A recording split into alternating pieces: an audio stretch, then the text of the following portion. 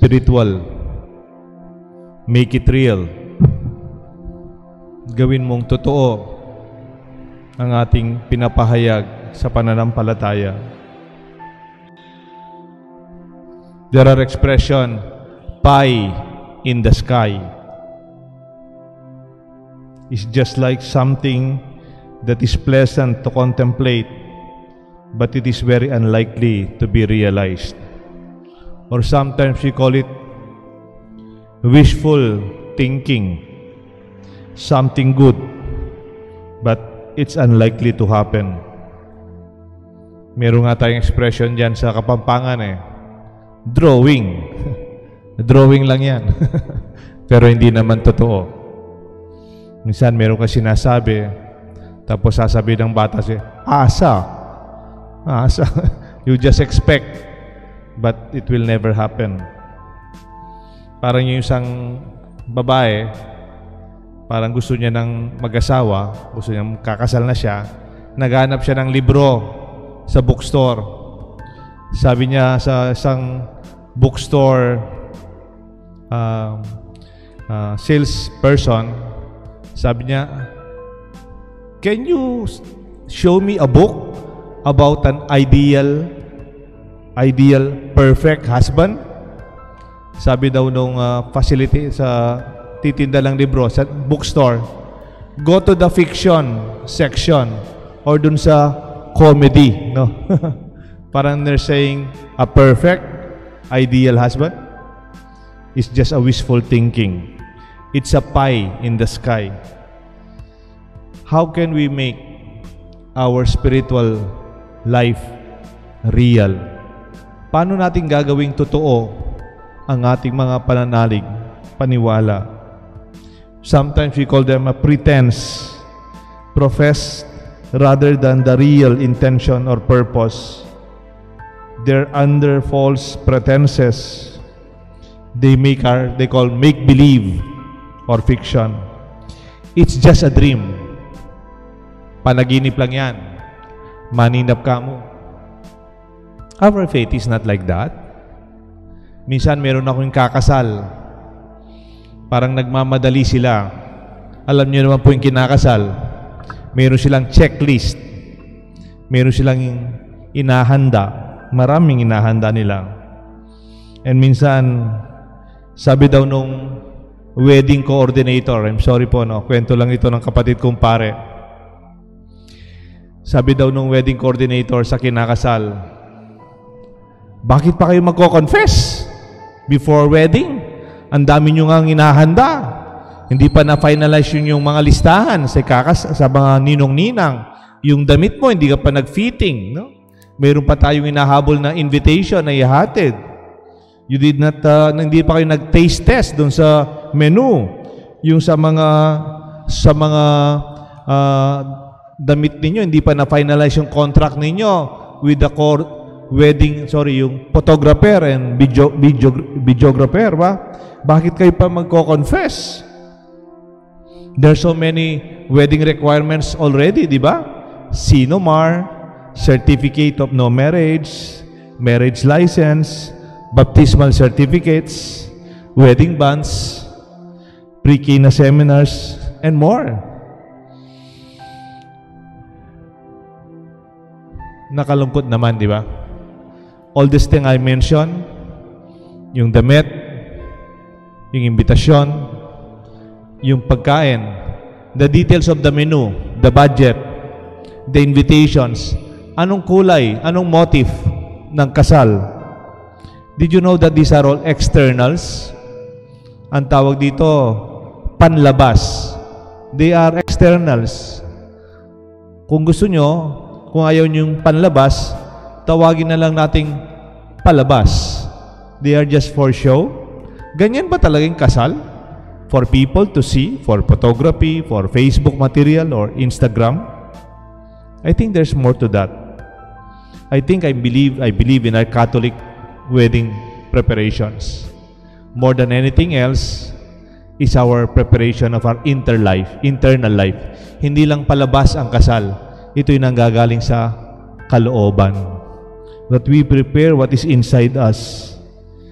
It's not a show. It's just for show.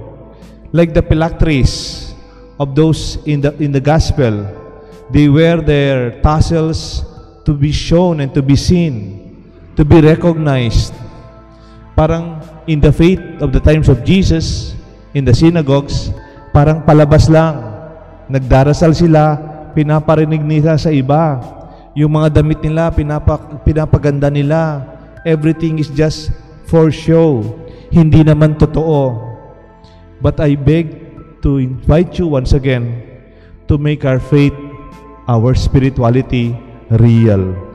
Gawin nating totoo. It's not the pie in the sky. Our faith is not just a make-believe. Hindi lang po pangarap or wishful thinking. If you listen to the first reading proclaimed by Paula from Isaiah 1 verse 10 and 16 to 20, Isaiah said, "Put away your misdeeds before my eyes. Cease doing evil. Learn to do good. Make justice your aim. Redress the wrong. Hear the orphan's plea. Defend the widow." Nung panahong yan ang tunay na mahirap. The widows, the orphans, those who are wronged by injustice, the poor. And until now, we are called to make real our faith. Hindi lang dito sa simbahan.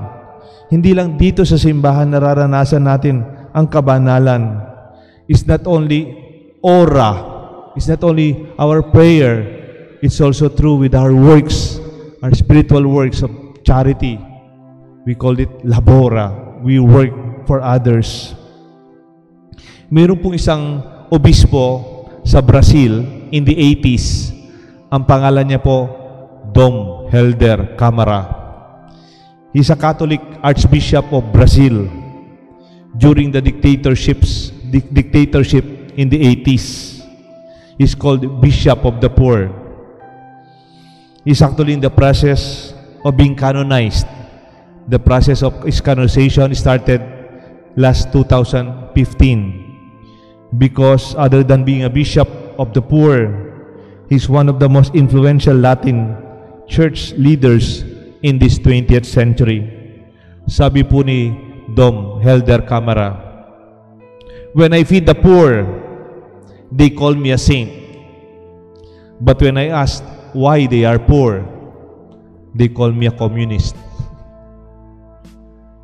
Because our faith is not only for people to experience our charity from the outset, but even to address the real source of poverty, the real source of our difficulties, the real source of our realities that we would like to address.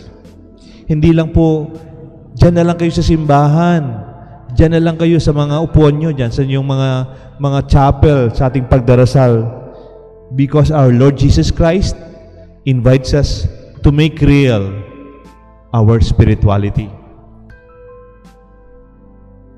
Gawing totoo ang ating pinananiwalaan. Pope Francis, there are fasting lists attributed to him from his own words. Sabi ni Pope Francis, di ba nagfa-fasting tayo? Pag Biyernes, we fast from meat, or sometimes one meal. But Pope Francis invites us to fast more than that. Tignan niyo po si Pope Francis. He makes it practical and real, our spiritual desire to be better. In fact, last Ash Wednesday, I challenge us to have what we call 40-day challenge. 40-day challenge. You might want to pick up. Hindi pa naman po huli. You can consider the fastings offered and suggested by Pope Francis.